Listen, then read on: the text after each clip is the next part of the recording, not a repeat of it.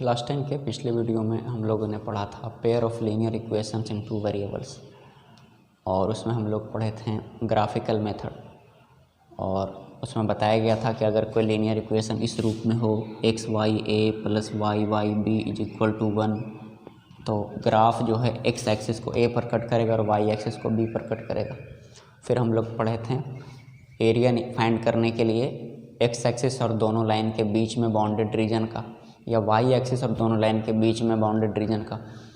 आज हम लोग पढ़ेंगे कि ग्राफ जो होता है वो कितने तरीके का होता है pair of linear equations in two variables. तो हम जानते हैं कि linear equation in two variable इस रूप में होता है a1x plus b1y plus c1 बराबर 0, पहला इक्वेशन। दूसरा a2x plus b2y plus c2 बराबर 0। इसका ग्राफ यानी इस पेयर का यानी system of linear equations in two variables का तीन तरीके का ग्राफ हो सकता है। एक ऐसा हो सकता है, ये वाई एक्सिस, ये एक्स एक्सिस, यानी इसमें लाइन एक दूसरे को एक पॉइंट पर इंटरसेक्ट करेगा। a1y a2 is not equal to b1y b2। इसमें कंडीशन ये होगा कि a1y a2 जो है वो b1y b2 के बराबर नहीं है। इसको हम लोग यूनिक सॉल्यूशन कहते हैं, या हम लोग इसको वन सॉल्यूशन कह सकते हैं। इसमें लाइन एक दूसरे को इंटरसेक्ट कर रहा है तो इसको हम लोग विरोधी कहेंगे, यानी कंजिस्टेंट।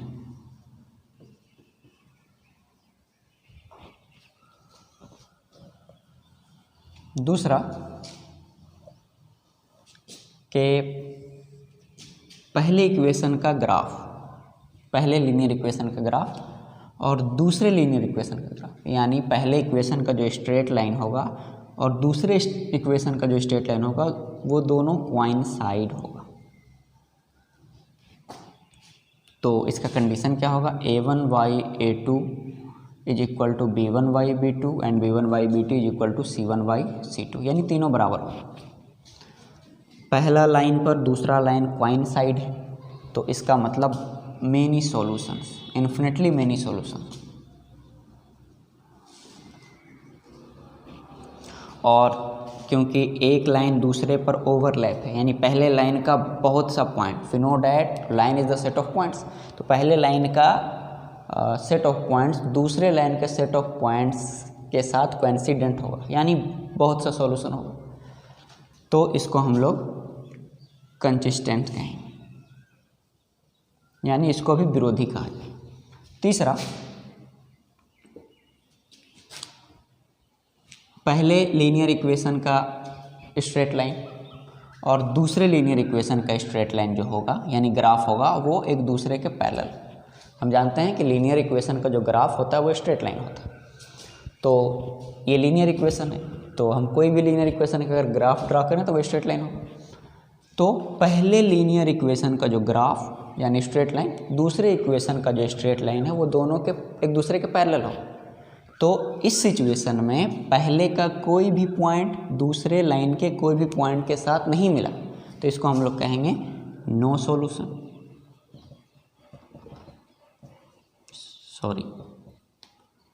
No solution. इसका कंडीशन क्या होगा, a1y a2 b1y b2 के तो बराबर होगा लेकिन c1y c2 के बराबर नहीं होगा। तो ये लाइन और ये लाइन एक दूसरे से नहीं मिला या एक दूसरे को इंटरसेक्ट नहीं किया तो इसको हम लोग कहेंगे इनकंजिस्टेंट, यानी अविरोधी। तो हमको समझ में आ गया कि linear equation in two variable का ये पेयर है। और अगर a1y a2 is not equal to b1y b2 तो समझ जाना है कि ये यूनिक सॉल्यूशन होगा या वन सॉल्यूशन होगा, या इसका जो ग्राफ बनेगा वो कैसा बनेगा, वो इनकंजिस्टेंट बनेगा। अगर a1y a2 b1y b2 और c1y c2 तीनों एक दूसरे के बराबर होगा यानी आपस में बराबर होगा तो मेनी सॉल्यूशंस होगा, या फिर इसका जो ग्राफ होगा वो कंसिस्टेंट होगा और लाइंस एक दूसरे के ओवरलैप होगा यानी कोइंसाइड होगा। अगर a1/a2 b1/b2 के बराबर है लेकिन c1/c2 के बराबर नहीं है तो नो सॉल्यूशन होगा। और इसका जो ग्राफ बनेगा वो होगा इनकंसिस्टेंट यानी अविरोधी, क्योंकि एक दूसरे के साथ ना मिल रहा लाइन ना इंटरसेक्ट कर रहा है। तो एक बार फिर से हम लोग बोलते हैं कि अगर a1x प्लस b1y और प्लस c1 बराबर 0, a2x plus b2y plus c2 बराबर 0 pair of linear equations in 2 variables है, और अगर यूनिक सॉल्यूशन कहे तो कंडीशन क्या होगा, a1y a2 is not equal to b1y b2। अगर मेनी सॉल्यूशन बोले तो a1y a2 is equal to b1y b2 and b1y b2 is equal to c1y c2, तीनों बराबर। अगर नो सॉल्यूशन बोले तो a1y a2 is equal to b1y b2 but not equal to c1y c2। इसी तरह से अलग अलग इसमें क्वेश्चन रहेगा। अननोन कोएफिशिएंट को फाइंड करने के लिए कहेगा और दिया रहेगा कि सिस्टम ऑफ इक्वेशंस का जो सॉल्यूशन है वो यूनिक है या फिर नो सॉल्यूशन है या फिर मेनी सॉल्यूशन। तो अगर क्वेश्चन दिया रहेगा कि 2kx प्लस 3y और प्लस 5 बराबर 0, 3x प्लस 9y प्लस 2 बराबर 0, ये pair of linear equations in 2 variables है, और दिया रहे इसमें कि k का वैल्यू फाइंड करना है। अगर सिस्टम ऑफ इक्वेशन का जो सॉल्यूशन है वो यूनिक है तो we know that in case of unique solution a1y a2 is not equal to b1y b2। तो we know that value of a1 2k है और a2 3 है और b1 का वैल्यू 3 है और b2 9। तो यहाँ पर हम लोग सिंपलेस्ट कर सकते हैं 3 3 9, 3 से 3 खत्म। तो 2k is not equal to 1, तो k is not equal to 1/2, यानी k का वैल्यू 1/2 नहीं हो सकता। यानी k का वैल्यू अगर 1/2 नहीं होगा तो गिवन सिस्टम ऑफ इक्वेशंस का यूनिक सॉल्यूशन। तो इस तरह से हम k का वैल्यू फाइंड कर सकते हैं। इसमें कुछ क्वेश्चन है तो हम लोग कुछ क्वेश्चन को बनाते हैं, देखते हैं। तो इसमें क्वेश्चन अगर दिया रहे कि find the value of k for which of the following system of equations has a unique solution. Question यहाँ पर दिया हुआ x प्लस 2y बराबर 3 और 5x प्लस ky और प्लस 7 बराबर 0। तो इसको हम लोग ऐसे लिख सकते हैं, 3 को इधर कर देते हैं या 7 को उधर कर देते हैं, तो इधर हो जाएगा -7।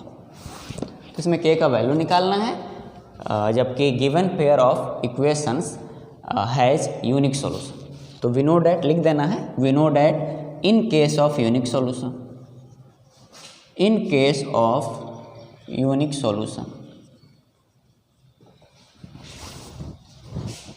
a1y a2 is not equal to b1y b2। इसमें c1y c2 से हमको कोई मतलब नहीं है।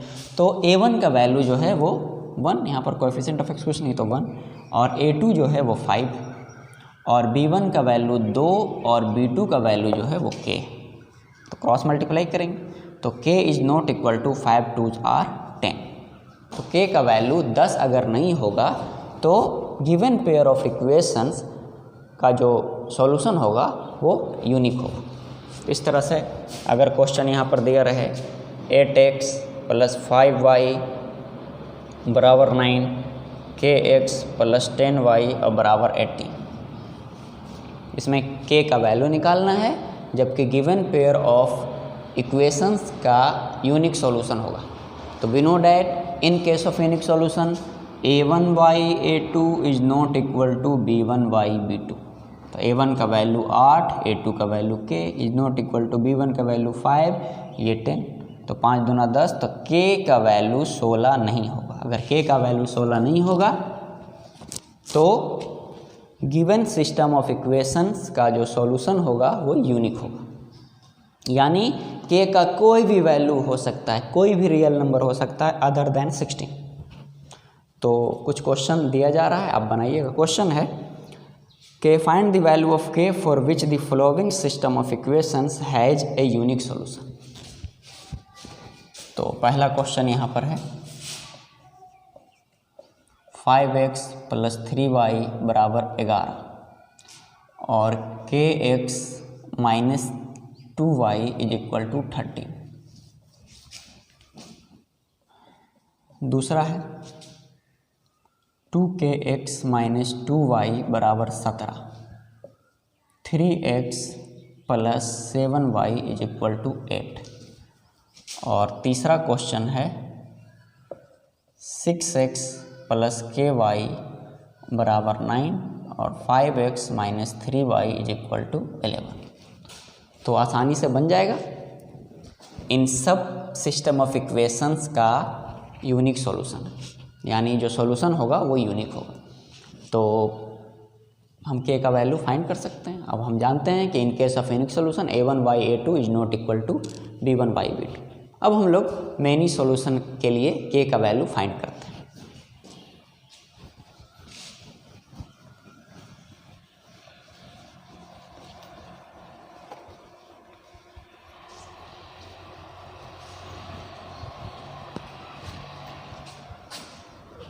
हमको पता है कि a1x plus b1y plus c1 बराबर 0, a2x plus b2y plus c2 बराबर 0, ये पेयर ऑफ लीनियर इक्वेशंस। और इसका अगर सॉल्यूशन मेनी होगा तो इसका कंडीशन क्या होगा, a1y a2 is equal to b1y b2, b1y b2 is equal to c1y c2, यानी a1y a2 b1y b2 c1y c2 तीनों बराबर होगा इन case of many solution in given pair of linear equations in 2 variables. तो question यहाँ पर दिया है कि find the value of k if the given system of equations has many solution. kx plus 3y बराबर 11, यहाँ पर दिया हुआ है 9x प्लस 6y और बगैर इज इक्वल टू 22। ये सिस्टम ऑफ इक्वेशंस का मेनी सॉल्यूशन है। तो we know that in case of many solution, तो बताइए in case of many solution के केस में क्या होगा,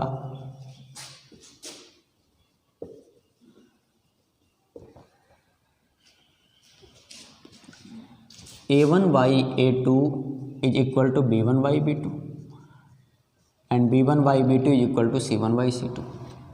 तो a1 का वैल्यू यहाँ पर k है और a2 का वैल्यू 9, b1 जो है वो 3 है, b2 6, c1 11 और c2 22। कोई भी दो ले सकते हैं, k वाला टर्म होना चाहिए, ये दोनों ले लेते हैं। तो यहाँ पर 3 दूना 6, क्रॉस मल्टीप्लाई करेंगे तो 2k इज इक्वल टू 9, तो k इज इक्वल टू 9/2 यानी 4.5। ये दोनों भी ले सकते हैं, वैल्यू वही होगा। तो अगर दिया रहे कि given pair of linear equation का जो सॉल्यूशन होगा वो मेनी होगा, तो k का वैल्यू या कोई भी कोएफिशिएंट के जहाँ पर कोई भी अल्फ़ाबेट रहे, अल्फ़ा का वैल्यू फाइंड करना है या बीटा का वैल्यू, तो हम आसानी से फाइंड कर सकते हैं। तो कुछ क्वेश्चन हम लोग बनाते हैं।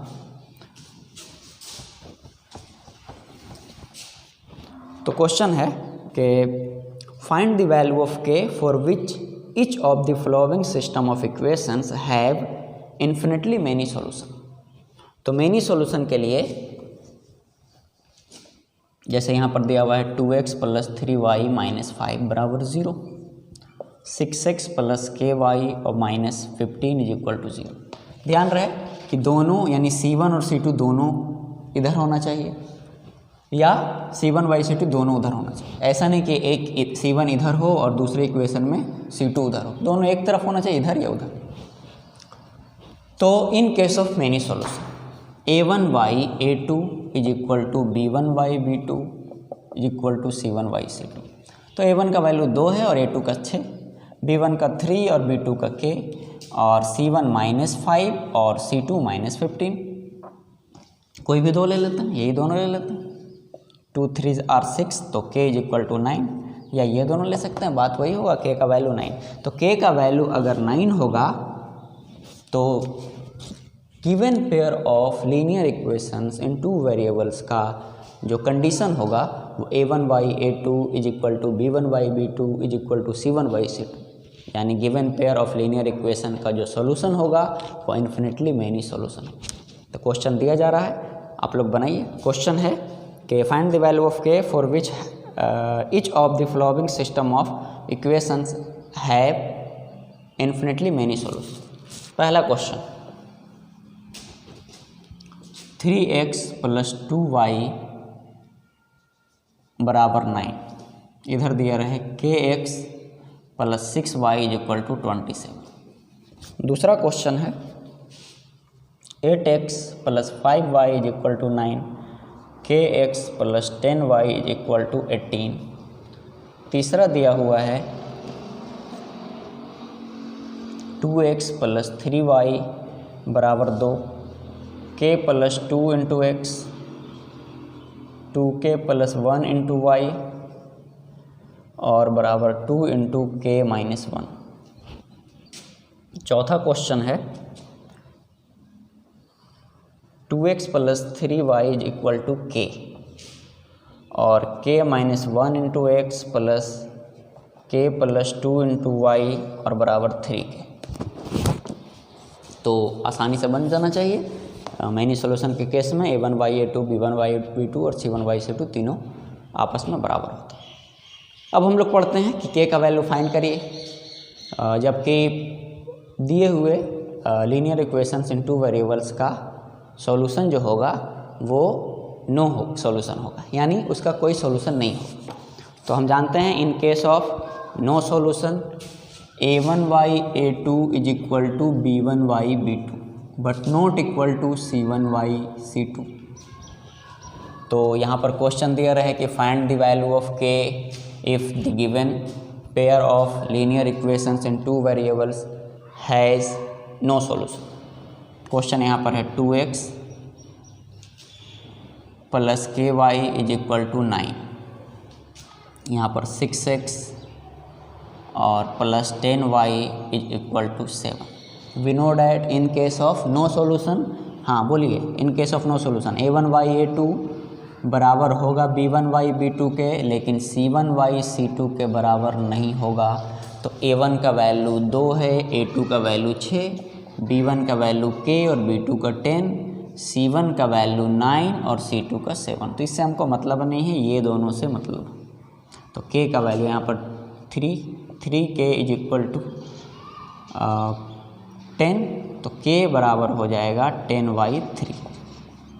यानी k का वैल्यू अगर 10/3 होगा तो गिवन सिस्टम ऑफ इक्वेशंस का जो सॉल्यूशन होगा वो नो सॉल्यूशन।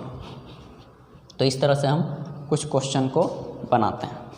क्वेश्चन यहाँ पर दिया हुआ है कि find the value of k for which the following system of equations has no solution. x + 2y = 0, 2x + ky = 5. We know that in case of no solution a1y a2 = b1y b2 but not equal to c1y c2। तो a1 का value 1, कुछ नहीं तो a2 का value 2, b2 का value 2, b1 का value 2 और b2 का वैल्यू k, और c1 है 0 और c2 है 5। तो इन दोनों को अगर लिया जाए तो k का वैल्यू 4 होगा। तो k का वैल्यू अगर 4 होगा तो given system of equations will be no solution. तो हम k का वैल्यू फाइंड कर लें। अब कुछ क्वेश्चन दिया जा रहा है, आप लोग बनाइएगा। क्वेश्चन है कि find the value of k for which following system of equations has no solution. तो क्वेश्चन यहाँ पर दिया हुआ है।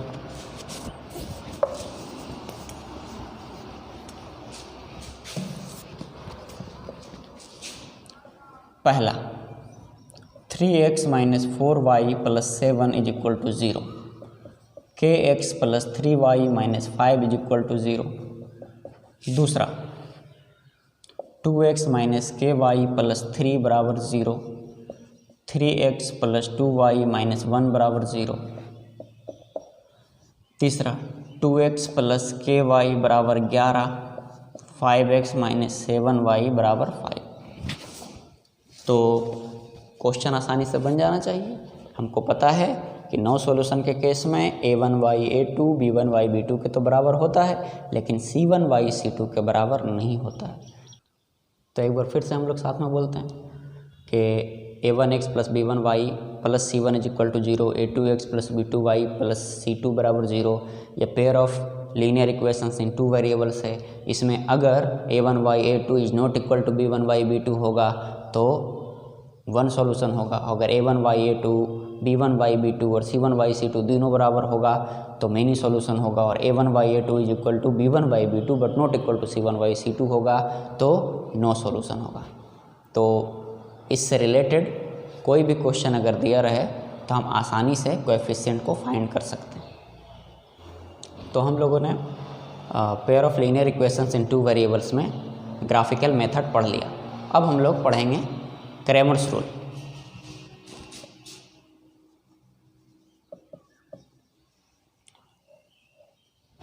क्रैमर्स रूल जानने से पहले हम थोड़ा सा डिटर्मिनेंट को पढ़ते हैं। पूरा डिटर्मिनेंट तो नहीं पढ़ते हैं, सिर्फ जो डिटर्मिनेंट इसमें यूज होगा, यानी pair of linear equations in two variables में जो डिटर्मिनेंट यूज होगा हम उसको सॉल्व कर रहे हैं। जैसे यहाँ पर दिया रहे 4, 3, 2 और 5। अब डिटर्मिनेंट पढ़ेंगे तो हमको पता चलेगा कि इसको हम लोग रो कहते हैं, इसको कॉलम कहते हैं। और यहाँ पर m इंटू n ऑर्डर होता है, तो 2 इंटू 2 ऑर्डर का, इसका मतलब इसका 2 रो है और 2 कॉलम। इसको हम लोग बाद में पढ़ेंगे, बस समझ लें कि 12 में हम लोग पढ़ेंगे। इसको समझ लें कि इसको हल कैसे करना है। इसको हल इस तरह से हम लोग करें कि 4 को अगर 5 से मल्टीप्लाई करें तो यहाँ पर 20 हो जाएगा, और 2 को 3 से मल्टीप्लाई करें तो यहाँ पर 6, यानी 4 × 5 = 20 और माइनस 2 इंटू 3 6, तो रिजल्ट आएगा 40। तो इस तरह का अगर क्वेश्चन रहे और यूज होगा क्रैमर्स रूल में तो हम इसको इस तरह से बना देंगे। फिर से अगर यहाँ पर रहे a, x, 3 और 5 तो यहाँ पर हो जाएगा 5a और -3 इंटू x। इस तरह से हल करेंगे। तो क्रैमर्स रूल में हम लोग हल कैसे करते हैं pair of linear equations in two variables को हम लोग देखते हैं। अगर यहाँ पर क्वेश्चन दिया रहे 2x plus 5y is equal to 19, 3x plus 2y is equal to 6, इसमें x और y का वैल्यू फाइंड करना। तो हम लोग x और y का वैल्यू फाइंड कैसे करते हैं। अभी हम लोग को पता चल गया कि इसको हम लोग हल कैसे करते हैं। एक बार और देख लेते हैं। अगर यहाँ पर रहे 6, 3, 9 और 4 तो 6 को 4 से मल्टीप्लाई करेंगे तो 24, और 9 को 3 से मल्टीप्लाई करें तो 27, तो रिजल्ट आया -3। तो हम देखते हैं, सबसे पहले हम लोग इसमें x का वैल्यू फाइंड करते हैं। ध्यान रहे कि डेनोमिनेटर में पूरा coefficient of x and y लिख दें। यहाँ पर x का कोएफिशिएंट 2 है, y का 5, दूसरे इक्वेशन में x का 3 है और y का 2 है। तो ये डेनोमिनेटर हो गया। अब नंबरेटर में x का वैल्यू फाइंड कर रहे हैं या y का, ये देखेंगे। अगर x का वैल्यू फाइंड करेंगे तो x के कोएफिशिएंट के जगह पर ये कांस्टेंट टर्म को देंगे। अगर y का वैल्यू फाइंड करेंगे तो y के कोएफिशिएंट के जगह पर कांस्टेंट टर्म को दे दिया जाएगा। तो x का वैल्यू फाइंड कर रहे हैं, इसीलिए x के कोएफिशिएंट के जगह पर यहाँ पर 19 और 6 दे दें, और y का कोएफिशिएंट देंगे क्योंकि हम लोग वैल्यू x का निकाल रहे हैं। तो इसको हल कैसे करेंगे, 19 को 2 से मल्टीप्लाई करेंगे तो 38, 6 को 5 से मल्टीप्लाई करेंगे तो 30, और 2 को 2 से मल्टीप्लाई करेंगे तो 4, और -3 को 5 से 15। 38 से 30 घटेगा तो 8, और यहाँ पर रिजल्ट -11, यानी -8y11 वैल्यू आया x का। इसी तरह से अगर y का वैल्यू फाइंड करना है तो डिनोमिनेटर में वही रहेगा। तो जब वही रहेगा तो डायरेक्ट हम लोग लिख देते हैं -11। अब नंबरेटर वैल्यू हम लोग x का फाइंड कर रहे हैं कि y का फाइंड कर रहे हैं। तो हम कहते हैं कि अगर x का वैल्यू फाइंड करेंगे तो x के कोएफिशिएंट के यहाँ पर कांस्टेंट टर्म देंगे। अगर y का वैल्यू फाइंड करेंगे तो y के कोएफिशिएंट के यहाँ पर कांस्टेंट टर्म दिया जाएगा। तो x का कोएफिशिएंट 2 है और 3 दोनों इक्वेशन में, और y का वैल्यू फाइंड करें तो इसके जगह पर हम लोग कांस्टेंट टर्म यानी 19 और 6 दे देंगे। फिर 2 को 6 से मल्टीप्लाई करें तो 12, 19 को 3 से मल्टीप्लाई करें तो 57, और y -11। 12 से अगर 57 घटेगा तो रिजल्ट आएगा -45, और यहाँ -11, यानी 45y11 आया y का वैल्यू। तो इसको हम लोग कहते हैं क्रैमर्स रूल, जो linear equation in two variable में x और y का वैल्यू को फाइंड करने में यूज किया जाता है। एक और क्वेश्चन हम लोग बनाते हैं।